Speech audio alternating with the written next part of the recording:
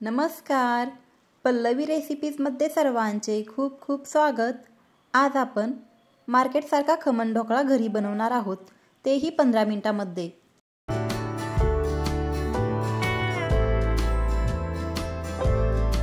खमण ढोकळा बनवण्यासाठी गॅसवरती एक कढई ठेवून त्याच्यामध्ये 1 ते 2 ग्लास पाणी वतायचे व ते गरम होण्यासाठी ठेवायचे। व ढोकळ्याचे बॅटर बनवण्यासाठी एक मिक्सिंग बाउल घ्यायचा आणि त्याच्यामध्ये पाऊण वाटी पाणी वतायचे। पाणी ओतल्यानंतर त्याच्यामध्ये 1 चमचा साखर टाकायची व अर्धा चमचा त्याच्यामध्ये मीठ टाकायचे व अर्धा चमचा त्याच्यामध्ये हळद टाकायची आणि मिक्स करून घ्यायचे। सर्व साहित्य एकत्र मिक्स करून घ्यायचे। नंतर त्याच्यामध्ये 2 चमचे तेल टाकायचे। सर्व साहित्य मी नाश्त्याच्या चमच्याने घेतलेले आहे। तेल टाकल्यानंतर ते आपल्याला पाण्यामध्ये चांगले मिक्स करून घ्यायचे। नंतर त्याच्यामध्ये 1/2 कप बेसन टाकायचे। बेसन टाकल्यानंतर आपल्याला ते चांगले मिक्स करून घ्यायचे। इथे मी बेसन आधीच चाळून घेतलेले होते। बेसन आपल्याला चाळूनच त्याच्यामध्ये मिक्स करायचे आहे, म्हणजे पिठामध्ये गुठळ्या होत नाही। जर गुठळ्या झाल्या असतील तर ते आपल्याला सर्व फोडून घ्यायचे आहेत व 2 ते 3 मिनिटांसाठी पीठ आपल्याला चांगले फेटून घ्यायचे।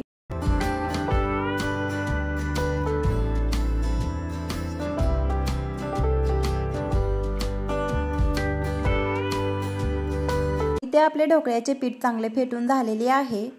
10 रुपयेवाले एक इनोचे पॉकेट घ्यायचे व त्याच्यातील सर्व इनो पिठामध्ये वतायचा आणि मिक्स करून घ्यायचा। इनो आपल्याला चांगला मिक्स करून घ्यायचा व ढोकळा बनवण्यासाठी एक प्लेट घ्यायची आणि त्याला तेल लावून घ्यायचे व बनवलेले बॅटर आपल्याला लगेच प्लेटमध्ये वतायचे आणि कढईमध्ये वाफ देण्यासाठी ठेवायचे। 12 ते 15 मिनिटांसाठी आपल्याला ढोकळ्याला वाफ देऊन घ्यायची व 12 ते 15 मिनिटांनी ढोकळा चेक करून घ्यायचा।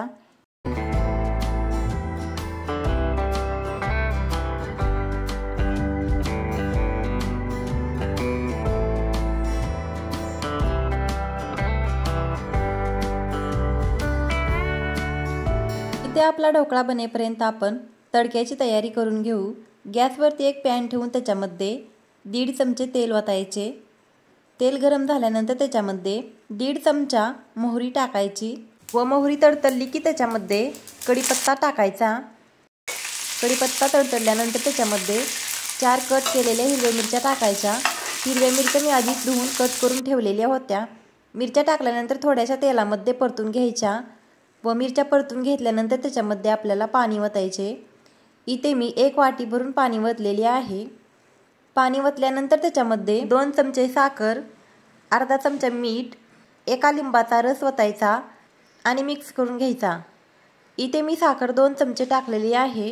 तुम्हाला जर जास्त साखर आवडत असेल तर तुम्ही 4 चमचे साखर टाकू शकता। साखर टाकल्यानंतर आपल्याला चमच्याने मिक्स करून घ्यायची व पाण्याला एक उकळी येऊन द्यायची। उकळी आल्यानंतर गॅस बंद करायचा व ढोकळा चेक करून घ्यायचा। व तुम्ही इथे पाहू शकता ढोकळा छान असा फुगून वर आलेला आहे। चाकूच्या साहाय्याने आपल्याला ढोकळा चेक करून घ्यायचा आहे।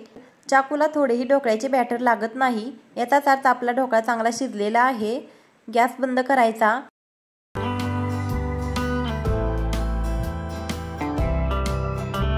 व ढोकळा थोडा थंड करून घ्यायचा।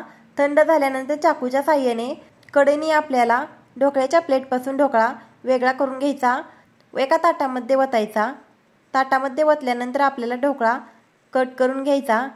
सुरुवातीला उभे कट मारायचे व नंतर आडवे कट मारून आपल्याला ढोकळा कट करून घ्यायचा।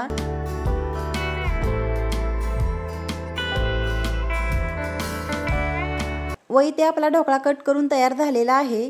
तुम्ही इथे पाहू शकता ढोकळ्याला छान अशी जाळीही आलेली आहे। नंतर आपण तयार करून ठेवलेली फोडणी ढोकळ्यावरती वतायची।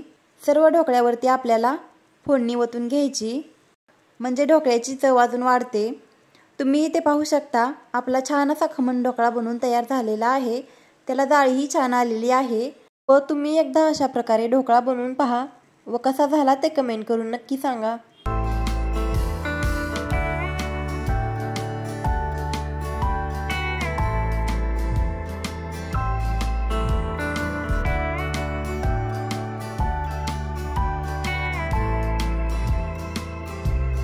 तुम्हाला जर हा खमण ढोकळ्याचा व्हिडिओ आवडला असेल तर चॅनलला लाईक, शेअर, कमेंट करा व सबस्क्राईब करा।